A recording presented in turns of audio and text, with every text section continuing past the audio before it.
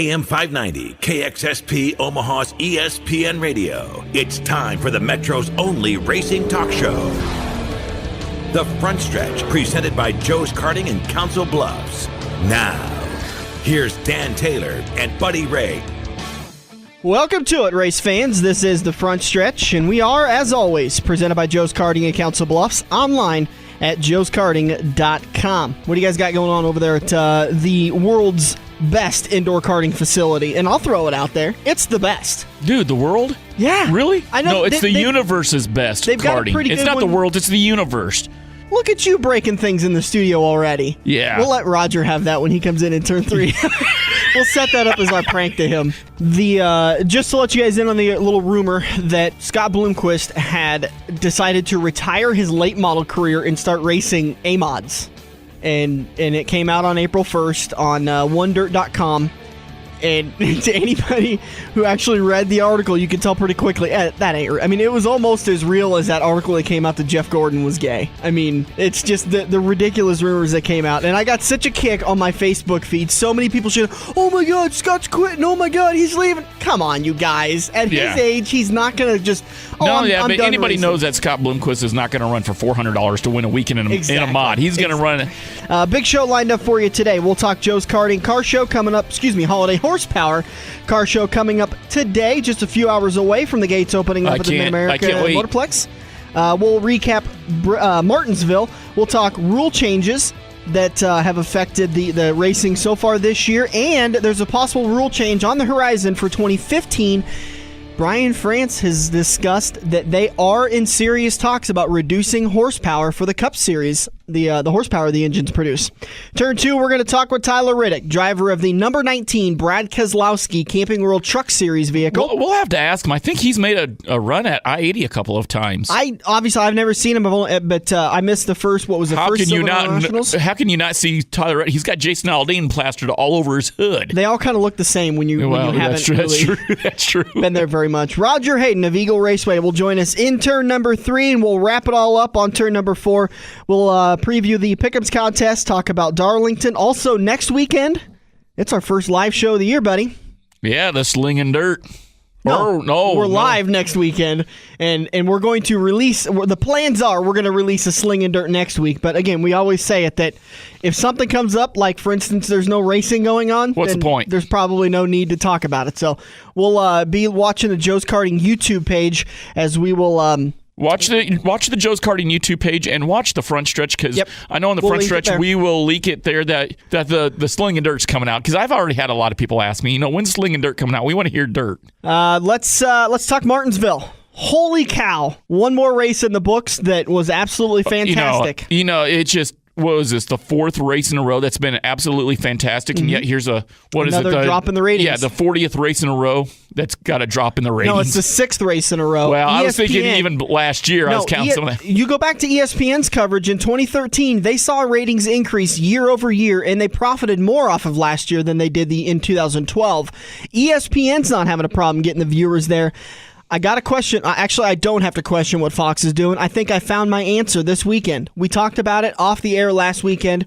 Commercial break. We wanted to. I wanted to jokingly start a pool of when the first commercial break we were going to miss a lead change, and they wasted no time. They missed 3 lead changes last week, and they missed a green flag start. How do you do that? I'm sorry. We've been through. I can't. I'm just going to get mad. We're beating a dead again. horse. Top 10 finishers at Martinsville Speedway. Paul Menard got himself a top 10. Clint Boyer came home 9th. Eric Almirola 8th. Kevin Harvick 7th. Matt Kenseth 6th. And Marcus Ambrose came home in 5th. How about Richard Petty Motorsports coming home in 8th and 5th? Yeah, I know. How about that? And this is going to lead up to a conversation I want to have later in the turn about teams that have typically struggled over the last 5 years. All of a sudden, they're coming to life and they're being competitors. Joey Logano came home 4th. Dale Earnhardt Jr. came home 3rd. Jimmy Johnson 2nd. And Kurt Busch comes home with the victory. Do we have any fun audio of Kurt Busch? We've got a lot of audio. Obviously, if you watch the race, you saw the whole dust-up between him and Brad Keselowski. I got 2 different things I want to talk about here with Kurt Busch. First being The incident that happened, I won't explain it. Go back on YouTube and watch it. But there was an incident on pit road between Brad Keselowski and Kurt Busch. And to just simply save time so that we have room in the rest of the show when we don't do these lopsided turns, there was words exchanged. It was typical Martinsville. Where I want to go with Kurt Busch is bravo. He had his little tirade on the radio. He cussed out. He threatened Brad Keselowski. He said he was going to expletive, rearrange his face and blah, blah, blah. And he'll get his when I decide to give it back to him. But he's doing an interview with ESPN SportsCenter after the race. And the anchor is obviously baiting him with playing audio, which we'll play for you here in a second, of Brad Keselowski responding to Kurt Busch. So here's that audio. Once or twice when it happens, you start to go, it happens. But when it happens repeatedly, then you just realize who the person is that's at fault, and you just got to make sure you show them that you're not going to take that. And I'm not going to take it, and I know this 2 team's not going to take it. We had a race-winning car today. Instead, we finished, 30 whatever with the whole front end tore off of it. That's inexcusable, and my team, and I'm not going to put up with that. Tell him, come here. I'm right here. He knows where I'm at. Leave victory lane. We'll go. And here comes the world-class reporting that we come to love that is completely baiting Kurt Busch. All right, it's calling you out. What do you say about that? You guys done now? This is an awesome day for us to win with Haas Automation. To have Gene Haas believe in me enough to put me in this 4th car and to win for Chevrolet, it's incredible. When some tool runs into somebody else on pit road and then I'm going around the accident and then he runs into me, then wants to start it all on the track, that was 100 laps into the race. We had 400 to go, and we put on a genuine battle to win the race with Jimmy Johnson, an 8-time winner, 6-time champion. That's more of the story. It's not about the little riffraff that he's trying to create. So thanks to my team for putting up a car that I could try to drive to victory lane, and it's been a long journey to get back to victory lane. So I'm so proud of this team. Fair enough. Just real quick, though, if he was standing right next to you in the garage right now, what would you say to him? You know what? We won. We're in the chase. We have our job to do to be in the top 16. And so we've got our things we need to be worried about. So you clowns trying to egg us on isn't going to do anything. All right. My apology. No. Didn't take the bait. Bravo. He would have taken the bait. And by the way, the guy we had on the show last weekend. Okay, well, Bob Pockris. Oh, Lord. From thesportingnews.com. He was the one that Kurt flipped out on, and I thought it was rather coincidental that I think Bob's question was in line and a good question when Kurt flipped out on him. I think this guy was completely baiting him, knowing it was Kurt Busch, knowing he would freak out, and knowing he'd pick up a couple of viewers on the internet if he asked him that question. And Kurt didn't take the bait. That's awesome. I mean, that shows that somebody has worked with Kurt in the off season. But I've also said in the past that I think the Busch brothers, they are hotheads. They'll always be hotheads, but I think they have matured a little bit in the last year. Absolutely. And it proves. I mean, that interview right there proves. Instead of him cussing out the reporter or threatening him, he turned it around and said, you know what, this is a good day for us. Don't ruin it. And who knows what will happen in the future between 41 and the 2, but neither of those guys are going to let anything go. And it's good. All eyes are going to be on those guys unless they're away at commercial, which that very well may happen. Your point standings after Martinsville Speedway: Ryan Newman in the top 10, Austin Dillon 9th, Joey Logano 8th, Brad Keselowski slips to 7th, Kyle Busch 6th, Jimmy Johnson 5th, Jeff Gordon, Carl Edwards, Matt Kenseth round out your top 2, and then Dale Earnhardt Jr. reclaims the top lead. I want to talk about a couple of drivers that struggled at Martinsville. Obviously, Brad Keselowski had a pretty good car, but had that incident on pit road. Jamie McMurray had a great car, but I don't know if there was something that happened there between him and Earnhardt, but contact with Earnhardt definitely ended his day and finished 42nd. But other than that, there's a lot of drivers that kind of sit up there. AJ Allmendinger, you remember that guy? Ding, ding, ding, ding, ding. Never heard of him. Racing the 47 car. Yep.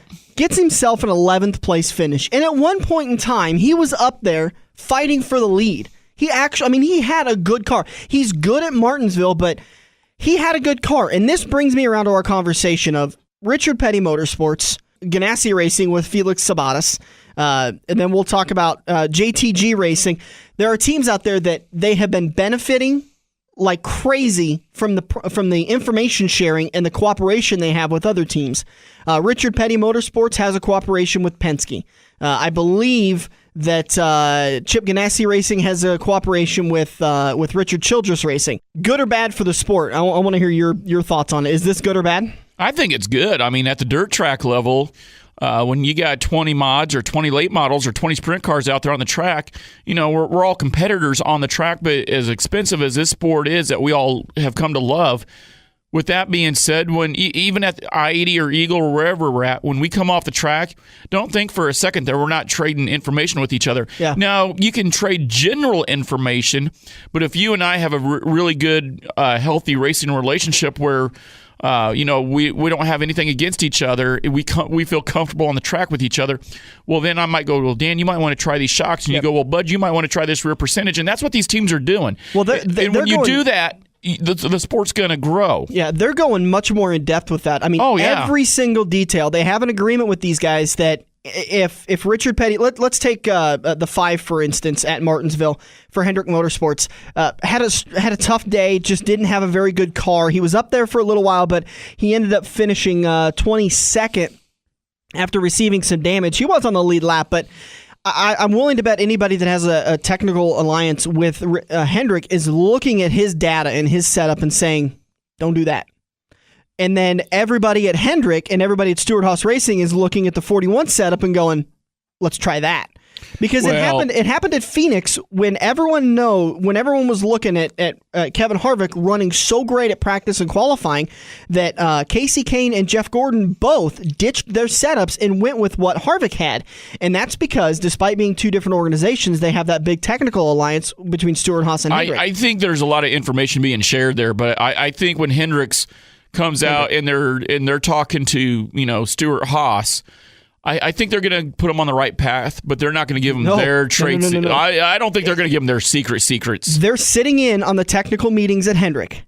That's what happened when Darian Grubb and Tony Stewart won the championship in 2011. Darian was over there every Tuesday with technical meetings with Hendrick, sitting in the exact same room talking with them. They're doing the same thing. They're sharing everything, all the details. That's what's so different from 5 years ago was that, like you're talking about, there was still that competitiveness saying, I'll give you details, but I'm not giving you everything. I'll give you tire pressures, but I'm not giving you shit. I still don't think they're doing all that. I don't think they're sharing all that. They're saying it word for word. That as soon as Steve Letarte went over or not Steve Letarte, the crew chief for Jeff Gordon, I'm drawing a blank right now, but he went over to Kevin Harvick's crew chief, Rodney Childress, and said, what are you guys doing? And they gave him everything. They gave it to him, and they said, here you go. Because that's the alliance they have. Hendrick supplies them with engines and chassis, and then everybody shares the data equally. And I think it's great for the sport, and I think these guys have understood it, that it's not good for Jimmy Johnson to win everything. Everyone understands that it just gets tiring to see the same guy win. And guess what we haven't seen this year? We haven't seen Jimmy Johnson in victory lane yet. I think it's great for the sport that drivers like AJ Allmendinger don't have to struggle with teams like JTG Racing that don't have the second car or the third car to do all this testing with. They can go right over to their technical alliance and say, what do you guys run? And here's what we're running, and here's what we're seeing. That's the idea of an alliance is you guys run good this week, we'll copy your setups. We ran bad this week, we'll show you what not to run. And then we expect it the next weekend or the following weekend when the roles are reversed. I think it's very good for the sport, and I think that's one of the many reasons why we're starting to see a more competitive field. More often than not, we're starting to see 3 or 4 drivers that we've never seen up in the top 10 on a consistent basis running up in the top 10. And I wouldn't single them out as drivers. You don't see... You're seeing these teams that you're not. Yeah, that's a better way of putting it. You're right. You're right. Yes. You're right. You're absolutely right. All right, we got to take a break. We'll be back in turn 2 to talk to Tyler Reddick, driver of the number 19 Brad Keselowski Camping World Truck Series vehicle. We'll be right back. This is Andrew from Koziski Auto Parts. Koziski Auto Parts is an insurance-quality used parts supplier that can match your foreign or domestic car or truck needs. If you have a damaged or broke-down car or truck, we guarantee a clean and quality part in next-day fashion. Koziski Auto Parts, your neighborhood premium recycled parts supplier. Call any Koziski Auto Parts salesman today by dialing 402-731-4592 or visit us at 5040 I Street in Omaha. Koziski Auto Parts, our quality used parts will match your car or truck's needs.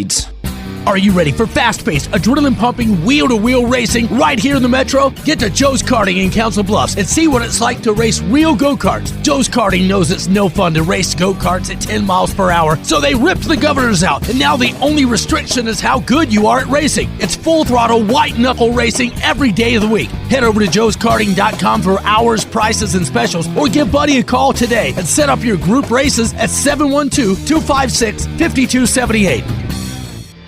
We're working the High Line into Turn 2 on the front stretch, presented by Joe's Karting. Online at joeskarting.com. Welcome back to the front stretch, presented by Joe's Karting at Council Bluffs, online at joeskarting.com. We're heading into turn number 2, brought to you by Kaziski Auto Parts and I-80 Speedway. Hope you got the memo that the spring meltdown has been postponed by one day. That meant there was action on the track last night, and it will all wrap up tonight starting at 5 o'clock. I-80 Speedway, located at the exit 420 on I-80 at the Greenwood exit. Are you going to that, Dan? I wish. They moved it. I can't go now because I got a birthday party. So. Yeah, and I got to get my modified ready for next weekend's Bud Beater Bash. It's actually called the Bug Eater Bash, but we're calling it the Bud Beater Bash because everybody's going to beat me anyway. So. Exactly. I wonder if Joe's Karting can throw in some extra prize cash for anybody that beats you. Pretty much everybody. You guys might go broke. Never mind. Yeah, I was going to say, we'd go broke. We're on the phone with the man who is up and coming through the dirt racing scene and through the NASCAR scene, now taking over the number 19 Brad Keselowski racing truck for the Cape and World Truck Series. Talking with Tyler Riddick. Tyler, how you doing, man? Doing pretty good, guys. Thanks for having me on your show. I really do appreciate it. Well, we're glad to have you on. And first and foremost, have you ever graced the dirt tracks out at I-80 Speedway before? I have been very blessed to be on that racetrack, yes. I've been there twice for the Silver Dollar Nationals. And my first time there, we took care of business in the heat races back when it was a WRS tire rule. But when Luke Soil stepped in there, they kind of messed it up for me. They went to the LM40s and they started doing some of that other stuff, and my advantage I had on everybody else kind of went away. I love the track. It's a good show out there, and really, like you guys were saying, the Kaziskis really run a great track out there and a great program. I enjoyed going out there whenever I did. When you run the dirt like that, for a lot of the listeners out there, Tyler Riddick was kind of a young protege of the great Scott Bloomquist. Still is in a lot of ways. But with that history of dirt late model racing, has that really helped your driving in the upper NASCAR tiers? The two tracks I've raced at so far in the truck series, I would say probably not. Daytona being wide open, draft everybody and pray you don't wreck unless it's the last lap and everybody wrecks and you somehow win type of racetrack. To Martinsville, totally, I've never been to a place quite like that before. And a lot of people I raced against grew up on pavement short tracks just like Martinsville and how it races. So I would like to make the excuse that I was a little bit in a disadvantage, but it was fun getting used to and figuring it out. So a lot of the mile and a half and a lot of the momentum racetracks, I'd say most definitely my dirt plays a huge role in my how quickly I can adapt to those tracks. But the first two tracks, Martinsville and Daytona, I would say probably not. They're two different animals of their own, and a lot of carnage can happen at both of those racetracks and a lot of different driving styles. So what was it like when you're driving around and traveling, hitting all the dirt tracks, and then you go to a track like Daytona? What's it like when you're hitting speeds for the first time at 200 mile an hour? Are you like, whoa? I mean, what's that transition like? I'll be very honest. One year, when I was in our Brexley Racing F-150 going around there at 190, it really doesn't feel too fast when you're on a track that big and round, if that makes sense. Had a lot of banking. I mean, it's not, the turns are sharper there than Talladega, but the banking and everything, you really don't feel like you're going that fast until you're spun around backwards or there's a wreck happening. It's just how that place is. You kind of forget how fast you're going, especially when you practice coming to pit road under green. You know, you're thinking, okay, I can hold it wide open until about here. Then you realize how fast you're going, and it kind of wakes you up because you feel like when you're going 60 down pit road or 65, you feel like you're going 5 miles an hour, and it's quite an interesting feeling. Would it be compared to like going 75 on the interstate? Since it's so wide and straight, you don't notice it, but if you go 75 down a highway or a dirt road, you notice it real quick. Yeah, I'd say so. When there's other vehicles around you on the racetrack, racing close, the speeds don't really feel there. I mean, what you don't really feel is the speed, but you feel the wind. Yeah. But it kind of has that same effect a little bit. When spaces get tight, it just go a little bit quicker than what you'd think. But really, when you get going, because the cars don't have as much horsepower, and they really don't get up and go that fast, you just kind of ease up to that speed. It's really easy to fool yourself on how fast you're going, and I think that's what makes that track is the type of racetrack it is, because people just don't understand how fast things can happen there. Seeing how you're 18 and you're in the you're in the trucks, in the truck series, knowing what you have to do as a driver to secure sponsorships and take care of your sponsors, and I'm sure you've been fully schooled already in the organization you're in about taking care of your obligations. Have you really gone back and said, well, wow, now I know what they were talking about in dirt? Because the one thing I say with a lot of today's young dirt racers is they don't do a whole lot of that. No, definitely on the dirt side of things, you do a lot more of just going out and flat racing. There's a lot more going on behind the scenes that the drivers have to focus on besides racing the car. Obviously, in dirt racing, you have to worry about physical fitness as well, but racing pavement and the races we race are a lot longer, so you take it to a whole new level. You just got to have the entire package as a whole. You got to be a good racer. You got to promote your sponsors well. You got to be a good teammate and a good driver, and someone that people are going to look forward working with. Because if you're not one of the above, then odds are people aren't going to want to work with you. They want the whole thing, they want the whole piece of the pie. You started racing. We're talking with Tyler Riddick, driving the number 19 Brad Keselowski truck in the Camp and Roll Truck Series. You started racing at the age of 4 years old in California, where you were born and raised. How did you get introduced to racing? Was it a family thing or something you saw and you just gravitated right towards it? For the most part, my family was involved. My dad worked at a dealership. My grandfather owned one. So my family was very involved in cars and autos, in the business of them. So I was around them all the time. I've been around them more than anything else, probably.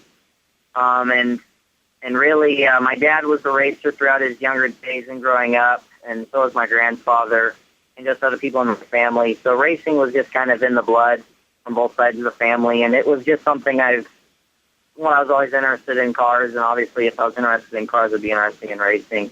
So it was just something I picked up on at a really early age and just never let go of to this day. Yeah, early age is no kidding. Your first race was at 4 years old? Yes, sir. Yeah, really young. Outlaw midget. Outlaw go-karts. And even before that, I was all about monster trucks and all the things the younger kids would like, And before I started racing, I just, as a child on the computer, whenever I had the time for it, I'd love to play games before I ever even raced. So that's just kind of that way since birth, I guess you could say. Overall, Tyler, being 18 now, overall, how have you managed to balance being an 18-year-old, being in a NASCAR, truck team? Well, really, being homeschooled made things a lot easier. Not having to go to school every day, it makes things a little bit simpler, not having to be at school those hours. But there's still a lot of time I have to focus on schoolwork itself. But having that freedom to be at the shop more, be more involved with the people that are helping me out on my team, and the guys that are busting their backs in the shop every single day to give me a great truck. It's great to be able to go see them every day and be around them and let them know how much you appreciate what they're doing for you. There's plenty of people out there that work hard, but these guys, in my opinion, they really go all the way. I mean, they really truly care about it. There's been people there for a long time with Brad that have just always loved racing and really cared about what they put out on the racetrack. Tyler, you've been the second youngest winner at the K&N Pro Series. You are the youngest driver to win East Bay Winter Nationals. You're the youngest driver to win the World 100 at Eldora. You're the youngest driver to. You're the youngest driver to. You're the youngest driver to. Is it added pressure when you've got kind of a resume of you're the youngest driver to succeed very quickly? Obviously, there's always pressure, no matter what the situation is. Especially in a racing world that lives so quickly. By your last up or down. So the pressure is always on to perform at peak level every single race. And if you're not, it's real easy to sometimes let it get to you. But when you have such great people behind you that we have a winning truck. We could have a winning truck every single weekend. The team has that capability. And if our team has that capability, then if everything goes right, we should be able to have a truck that can win at every single race. Our team they've brought that much to the table. They work that hard. So I know that we may not have the strongest run every single weekend, but I know I got the guys behind me that are going to give me the opportunity to put in victory lane every single weekend if things go our way. So there's a lot of pressure there, but it's good to knowing that every race you go into, you have the same amount of chances to win a race you did last time. Obviously, they're going to be better. They've had better trucks at certain tracks, but really they've had a great performance. Tracks they go to. What's it been like when you came on board with Brad Keselowski Racing? What was it like knowing that you're running for Keselowski's, and you're seeing Brad and Brian and them? Was that added pressure? Or was you kind of blown away? Run us through that mindset. Well, there's pressure there. You always want to perform good, and when you're driving for someone that's achieved as much as he has already in his career, it kind of the mindset that I need to go out and perform great for this guy. He brought me on board his team. I haven't had many payment races. I need to not let him down. I want him to know that he made a good choice in bringing me on board his team, and I have to run good for him. He's given me the opportunity to go out and race in the truck series and get the good runs and wins for him. He could have chose. There's many great drivers out there, and he chose me. So that puts pressure on you. A great driver like him said, "I want you," instead of the other list or pool of other drivers he could have chose from, especially not having as much payment background as a lot of these other drivers have. So it puts a lot on my shoulders. I have to perform well, and I feel like we're doing pretty good on some of the tracks that I have zero background on or zero help from other aspects of racing I've done. It's just that like Daytona, there's one area that I knew I'd have trouble with at first, and that was pitting. I've never done any pitting or drove a manual like that before in any of my racing, so I knew I was going to have to work on that, and we slipped up. We made mistakes at Daytona, and after that, I wouldn't let that happen again. We were going to get it right and not let that cost us a great run again. And at Martinsville, we had to get pit stops. We gained spots every time. Team Penske gave us great over-the-wall guys. We did everything we were supposed to on pit road. We just lacking a little bit on the racetrack. And a little bit of that could have been me as well, not being at Martinsville before or not totally understanding what I need out of the truck. So Doug worked very well with me in getting as much as we could out of it. Talking with Tyler Riddick, again, driver of the number 19 Brad Keselowski Racing truck. What's your relationship with Brad? Have you been able to go to that pool of knowledge and kind of tap into that? He's obviously successful in the Camping World Truck Series, that 19 truck. He's put it in victory lane before, so you've got good quality equipment. He actually hasn't. Really? I thought he had. Yeah. No. Wow. It's as crazy as that sounds, right? No, no one would believe it, but he's still looking for it. Well, get it into victory lane and rub it in his face. Sometimes, Well, Joey's in the truck at Kansas, and he's in the truck at Charlotte. So he's gonna have to get it done at Charlotte, or I got a little bit of time left. I got a little bit more time after that to get that first win. But I guarantee you, he's gonna work very hard for it at Charlotte. He likes that racetrack, and if things go his way, he'll put it there. They got a great team and a great truck behind him as well. Tyler. But yeah, there's a lot. When I went to Daytona, he's a very good plate track racer, if you would call it that. He knows how to manipulate there very well. So I was able to talk to him about it going into the ARCA race and the ARCA practice. What were your perspectives? I was just able to pick his brain on a lot of that stuff. And having Ryan Blaney as a teammate as well, you can talk to him at the short tracks because he once struggled there, and so I could talk to him about. So what did you find that took you from running just average to being a top 5 truck? And so having those people around you that are willing to help you and willing to help you improve how you perform on the racetrack is really great. Looks like you've got Dover coming up next, May 30th. You got a nice little string of truck races there. Then you're going to next weekend. Then weekend after that, you'll be at Texas, and then Gateway Motorsports Park. How is it frustrating for you to run a race, have 6 weeks off, run a race, have a couple of weeks off? Is it frustrating because you need to be in that truck every week? Disappointing to go into Daytona and have a fast truck, mess up on pit road, and then only come back and run 12. That is a little disappointing. We had a great recovery on the last lap, passing 7 trucks or more. I can't remember what it was. It was great, slingshot. But we could have been up there with Ryan to help him get a win, or help, so he could help me get a win as well. Mm-hmm. It's disappointing to know that we let a good run slip away there. We had 2 great trucks. And at Martinsville, you had a month off between Daytona and Martinsville, so that gave me a lot of time to work on what I was lacking and where I was weak in areas. And after Martinsville, it kind of gave me kind of that same idea. What was I not greatest at? And at Martinsville, for me, it was consistency. I had a lot of trouble getting the truck to turn, and I wasn't consistent as I should have been or as Ryan was. So that's another thing I get to think about and work on throughout the month. And just having that time off is not necessarily a good thing, but there's a lot you can learn in the off period as well. You are taking the competition and the competitiveness out of it, though, and still put into perspective that, dude, you finished 12th at Daytona. That's not something to necessarily be frustrated at, especially in your first start for Brad Keselowski Racing, at least. Yeah, well, it was a very good run, but as a driver, knowing what you gave up and how, made quite a few mistakes for that race, and even the ARCA race, we could have had a shot to maybe run even better than 4th, and I gave that away as well. Mm-hmm.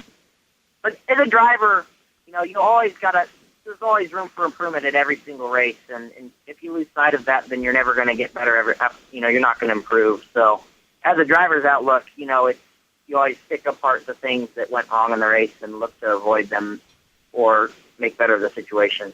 We've been talking with Tyler Riddick, driver of the number 19 Brad Keselowski Camping World Truck Series vehicle. He's got 15 races, 13 left to go this year. Next time you can see him will be, I believe, on Fox Sports 1 at Dover International Speedway, May 30th. Appreciate you taking your time, Tyler. Have a great one, and good luck for the rest of the season, man. Yes, of course. I'd like to thank all my sponsors that helped get me here. How about it? Rod Tight Hitches, Reese Tow Tower, Broken Bow Records, and Cooper Standard. Without those guys, I wouldn't even be on the track racing for the fans. So without those guys' support, I wouldn't be able to do what I do, and I'm very thankful and blessed to have their help and support. So thank you guys as well for helping promote me as a driver and my team as well, and giving me a chance to talk about my racing career and my perspective on things as they go. So thank you. Well, we'd love to get it from you. And one last question before we let you go. Any plans on coming our way and doing a little dirt track racing, maybe up at I-80 or Eagle Raceway anytime soon? Well, I was up there, I would say, back in January and December, but it wasn't for racing. I was getting my dirt hauler fixed up and sold.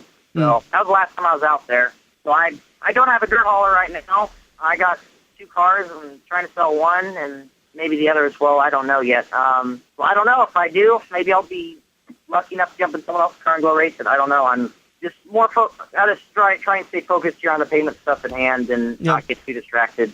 So who knows? I might drop in. You never know. Well, if you do, you've got an open invitation to come join us in the studio. Well, of course. Thank you very much. I appreciate it, guys. Have a good one, Tyler. Thank you. Thank you. Thank you guys very much. Tyler Riddick. Well spoken. Yeah, I'm actually kind of flabbergasted. It ain't too often you catch Buddy Ray speechless, but yeah, very well spoken for 18 years old. We'll be back to talk to Roger Hadan of Eagle Raceway right after this. At Quaker Steak and Lube, we're famous for 18 flavors of incredible wings, voted best wings in the USA. But ooh, baby, there's so much more. Ribs, steaks, burgers, specialty drinks, and drafts, all served up on a platter full of fun. Every night is hot at the Lube, and every Tuesday is all-you-can-eat wing night. Great times, great food, get to Quaker Steak and Lube. Are you ready for fast-paced, adrenaline-pumping, wheel-to-wheel racing right here in the Metro? Get to Joe's Karting in Council Bluffs and see what it's like to race real go-karts. Joe's Karting knows it's no fun to race go-karts at 10 miles per hour, so they ripped the governors out, and now the only restriction is how good you are at racing. It's full-throttle, white-knuckle racing every day of the week. Head over to joeskarting.com for hours, prices, and specials, or give Buddy a call today and set up your group races at 712-256-5278. Time to grab another tear-off and make your move. We're headed into Turn 3 on the front stretch, presented by Joe's Karting. Welcome back to the front stretch, presented by Joe's Karting at Council Bluffs, online at joeskarting.com. Heading into turn number 3, and we're going to talk with Roger Hadan, promoter for Eagle Raceway and the 2013 RPM Promoter of the Year. Woo! Did I get that right? Yep, you knew I was going to do that. Yep. All right, Roger, thanks a lot for taking the time out of your day. We wanted to get you on the show because next weekend, April 18th and 19th, you guys have your big, is it correct, opening weekend? Man, is that already? Yeah, it's... I'm very unprepared. I need to get my together. Whoop. Oops. Hold on. Is this a PG show? PG show here? We'll edit that out. Don't worry. That's what you call unedited for the YouTube channel. Yeah. So you guys have the Auto Transmatic presents the Icebreaker Challenge Friday, April 18th, and then again on Saturday, April 19th. What are fans looking at for the 18th? Some of our weekly classes racing that night, but the big show part of the deal is actually the A mods and the sport mods. The mod classes are the premier classes for the Icebreaker. We've been trying to create a premier deal for them, and this is their show. 305 is going to be there? They'll be there on Saturday. Yep. What's lined up for fans on Saturday? Well, the treat on top of the mod class would be the 305 Race Saver. We don't really race 305s. We race Race Saver cars. My bad. There's a ton of...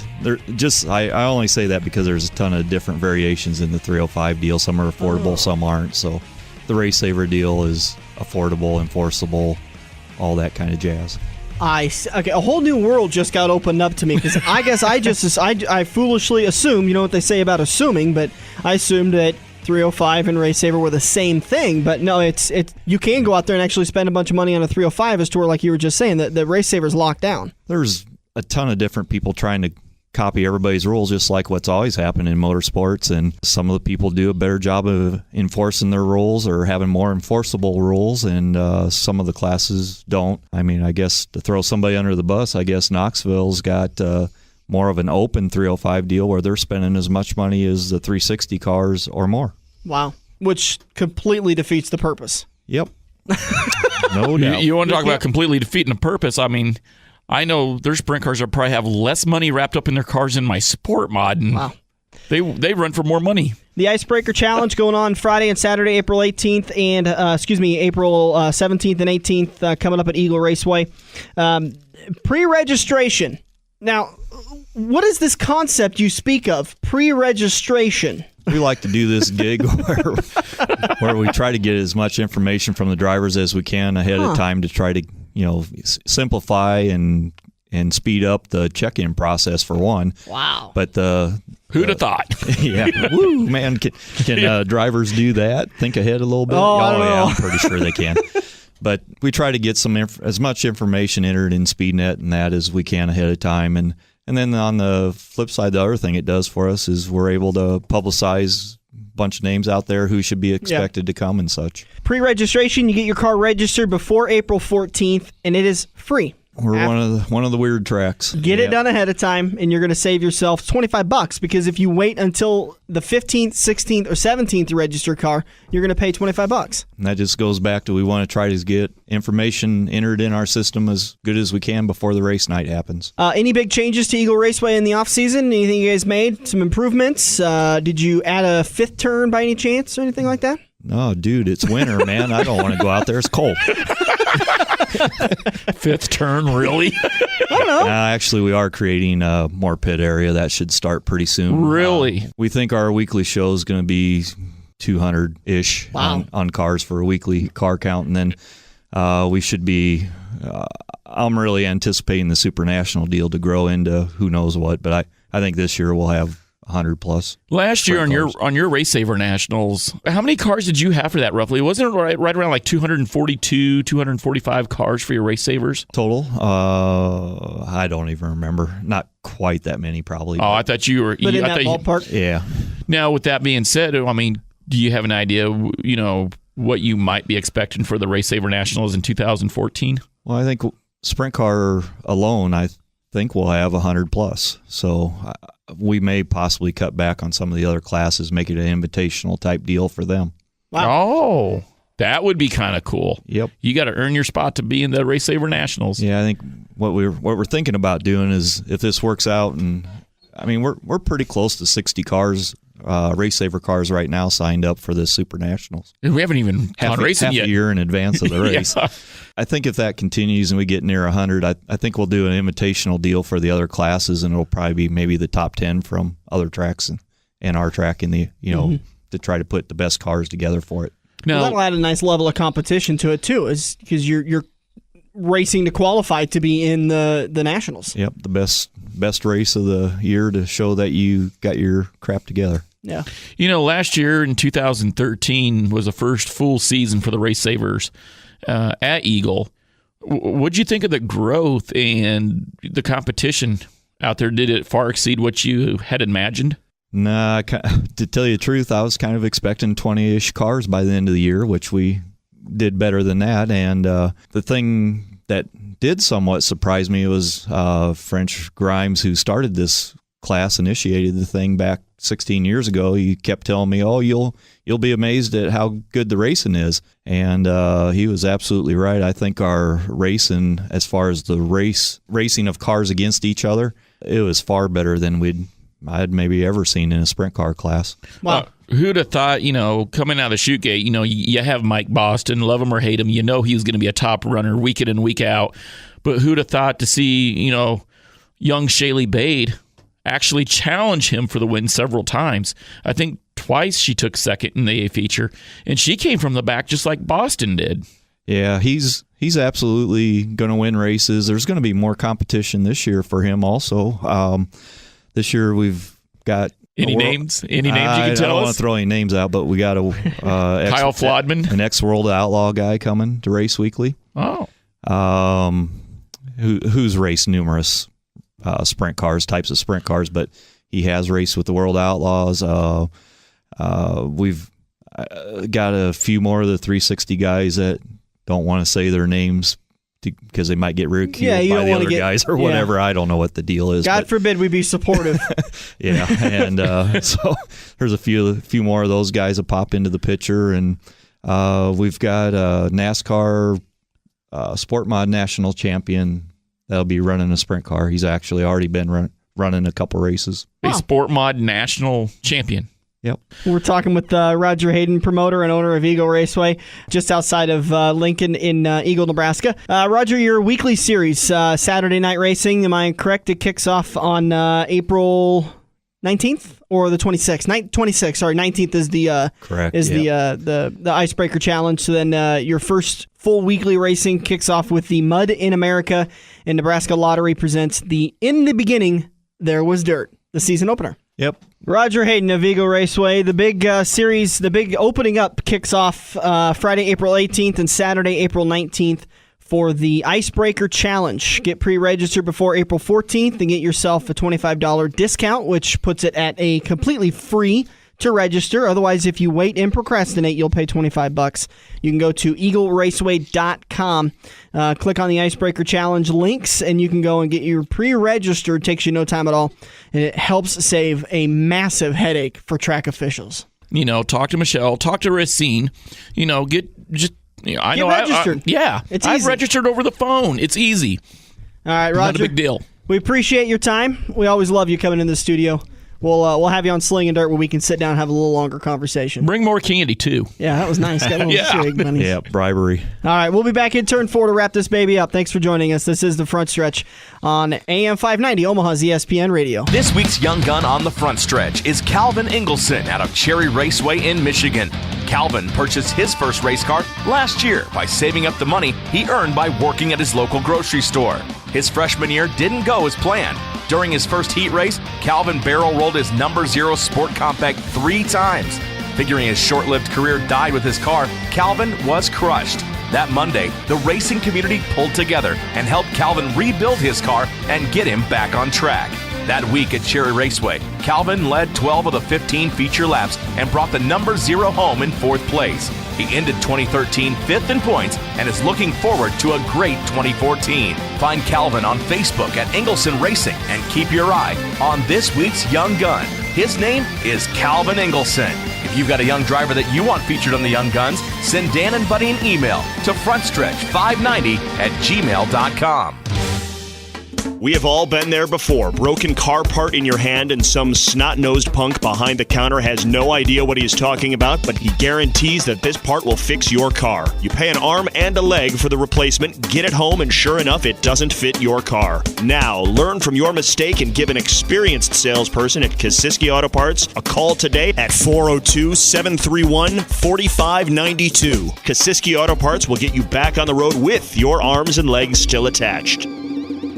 Are you ready for fast-paced, adrenaline-pumping, wheel-to-wheel racing right here in the Metro? Get to Joe's Karting in Council Bluffs and see what it's like to race real go-karts. Joe's Karting knows it's no fun to race go-karts at 10 miles per hour, so they ripped the governors out, and now the only restriction is how good you are at racing. It's full-throttle, white-knuckle racing every day of the week. Head over to joeskarting.com for hours, prices, and specials, or give Buddy a call today and set up your group races at 712-256-5278.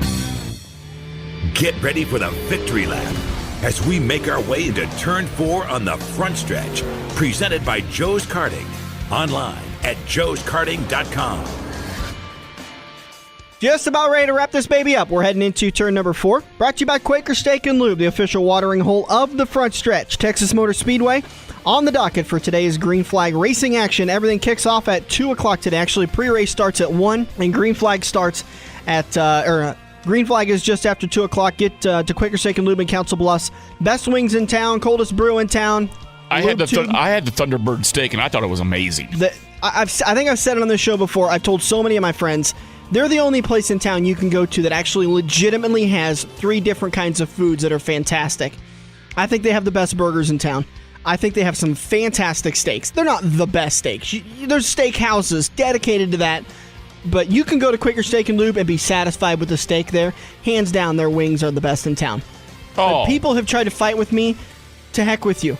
If you can't find something good to eat at Quaker Steak and Lube, either you're a moron or you're dead. Well, you're just a hater is all it is. You're looking to not like something. And not only that, but look at all the eye candy on the walls. Oh, it's beautiful in there. And listen, you guys have so many options of things to do today. The Holiday Horsepower first annual car show at Mid-America Mid-America Motorplex kicks off at noon.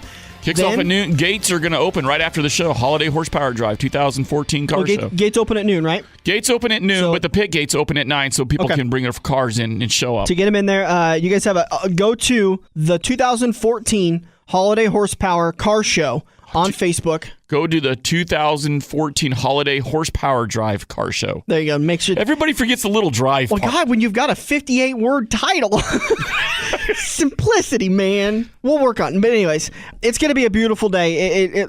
Bring a coat.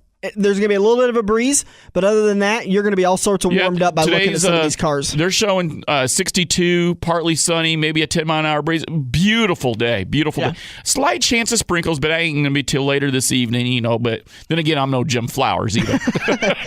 So get down there, and then at 2 o'clock is Green Flag for Texas Motor Speedway. Yep. And then 5 o'clock is Green Flag for the Spring Meltdown. Everything's rolling. Go catch Andrew out at the Spring Meltdown. He's got the number 53 out there. He was talking to me earlier this week. He feels like he's got some rust to shake off, but he should have a good run out there this weekend. I know that we talked about it in turn 1 that Jesse Sobbing's planning on being there. I've seen him there. I know Jack Dover was wanting to be there. Yep. I've seen Kyle Burke has posted that he's going to be there. So it should be a great little get together this weekend. And in case you missed the news. No, we're not drinking heavily. Well, okay, we're drinking heavily, but we've got the information right. Because of the rain earlier this week and the weather earlier this week, they moved everything back a week. Practice was on Thursday. They moved it to Friday. First day. Back a day, you mean? Right. They moved it back a day. You're right. So practice was on Friday, and we had racing last night, and then racing wraps up tonight starting at 5 o'clock. That's when Green Flag action kicks off is at 5 o'clock. So get to the Mid-America's Motorplex for the car show put on by the Holiday Horsepower Drive, and then get to Quaker Steak and Lube, watch a little bit of racing action on the asphalt, and then head out to I-80 Speedway, exit 420 on the Greenwood on I-80. In Greenwood. So plenty to do today. There's tons to do today, and there's no excuse why you can't do it unless you're like me and I got a birthday party I got to go to. I can't get out of my niece's birthday parties. I can't do it. I'd rather look at disappointment. It's your story. We'll go with it.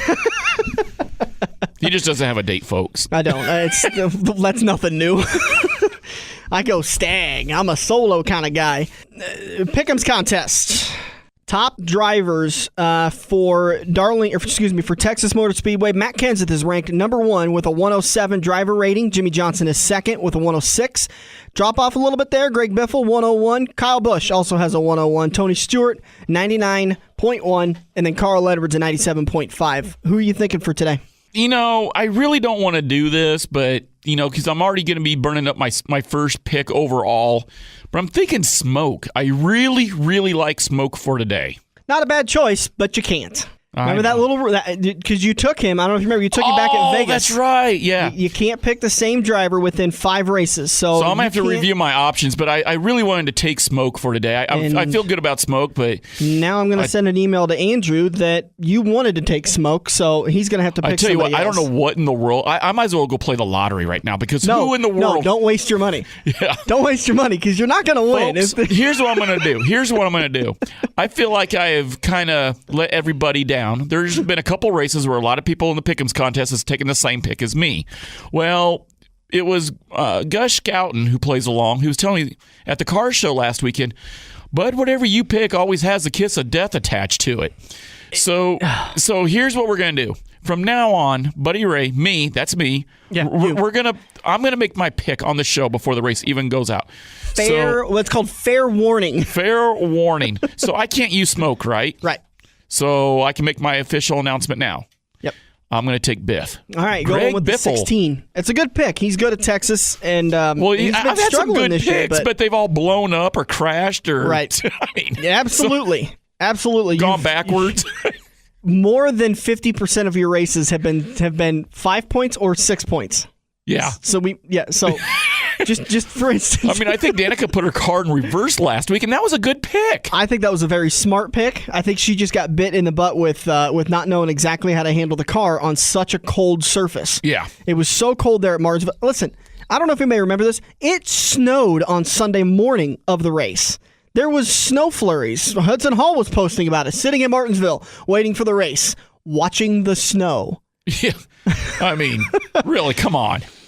So you're going with the 16. So fair warning, anybody out there that has emailed me already, you can change your picks. Stay away from the 16. Just remember, folks, this is what, our 7th race or 8th race? 7th. This is going to be our 7th race. All my picks, I've never gotten into double digits except for one time. With 2 times. 2 times. One with Clint Boyer. Tony Stewart got you 11 whopping points. Yeah. So all my picks are getting single-digit picks, although I think my luck's about to turn around. Hey, Monty Oman. Yep. Yeah, beware. Bud's coming. Bud's coming for you. Yeah. Well, I don't know where you're coming, but the rest of us are going in a different direction. Yeah. I'm like a Danica Patrick at a Martinsville race. I'm going backwards. It's bad. Results after last week, Monty Oman maintains the points lead. Mike Carlson in second, Sonia Worth in third, Teresa Wolf in fourth, Dale Smith rounds out your top 5. Monty gets 2 more races tacked on to his credit at Joe's Karting. Mike Carlson and Sonia Worth both get a point. And as for the Iowa Speedway contest, Andrew Koziski is leading. Well, he's tied for the lead with Brock Ackerman, 44 points between the two of them because they both took Jimmy Johnson. Teresa Wolf is in third. John Dumpert is in fourth, and Sonia Worth is in sixth. And we're taking the 5-week tally. So for the Iowa Speedway contest, the first 5 weeks are wiped away. That's in a different contest for a separate set of tickets.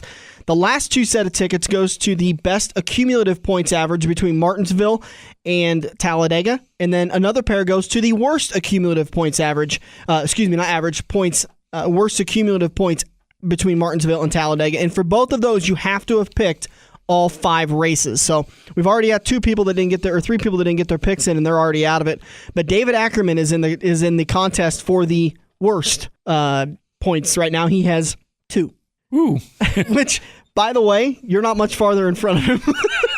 Thank you. But we'll say it again, you obviously, because you're a part of the show. You watch the Pick'ems contest, really, the top 5 overall, there's not that big of a split, really. No. When you consider there's 48 points up for grabs at a potential NASCAR race. I got really nervous because this is the first time I've run a contest like this. I've seen it ran, but this is the first time I've run something like this.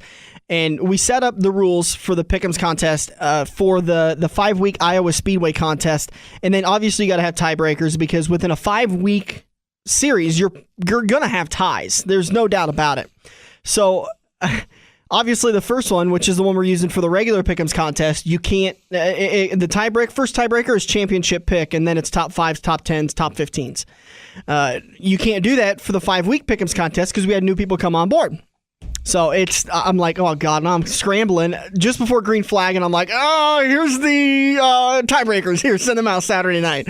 So it's been interesting changing this up. Listen.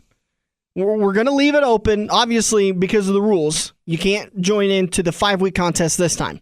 But be paying attention to the front stretch because you got to pick all 5 weeks. Being a part of listening to the front stretch, paying attention to the show, we've got big prize packs still to come. And we're securing some. We've got some secured. We've got prizes. We're not going to announce them yet. We want to make it a surprise. We want to build up to it. And frankly, we want to get confirmation before we say anything because we've had. Well, I know our next 5-week prize pack is pretty cool. Yeah, that's going to be pretty awesome. And for all you NASCAR collectors, stay tuned. Do we really have to tell them about it? Because I want to keep it. Well, yeah, we got it. All right, fine. We'll tell them about it. We'll tell you in a couple of weeks. Yep. After Talladega, we'll tell you what that one is. All right, we've got just a few minutes left in the turn. Don't forget, next weekend we are live because next Saturday night is Darlington. First Saturday night race of the season, so we'll be live Sunday morning. And we want to take your phone calls. We'll come up with a couple of topics for you to chime in. We want to make sure and open up a couple of turns because, well, frankly, we can only BS for so long. And we do it enough on a recorded Wednesday night, so we want to open it up to you guys. Make sure you give us a call. To pay attention to this Front Stretch Facebook page. We'll send out the number. Bud's page, my page. We'll do all the social media to get the numbers out there. And are you having another seizure over there? No? You're good? You've been having a lot of those lately. You having any medical issues we need to talk about? Maybe have you been checked out lately? Because you're. Yeah, I'm kind of letting it all hang out. All right, let him in. Oh, bad one again. All right. Yeah. You've got. Well, listen, it's pretty taboo to talk about medical issues on the air, but there's some. You're trying to get to race next weekend. The 11th and 12th. April 11th, everybody knows is my birthday. Normally it's not a big deal, but we took second place at the World of Wheels with the number 12 car, the Loose Goose, my dad's tribute car. And I've got some family coming in from out of town. Well, somehow I have ruptured myself, and I have a pretty good-sized hernia. I'll just be honest. Yeah, you don't mind. You know, they were scheduled me for surgery. I go in this Tuesday morning, the 8th, at 8 o'clock, and they'll either do surgery then.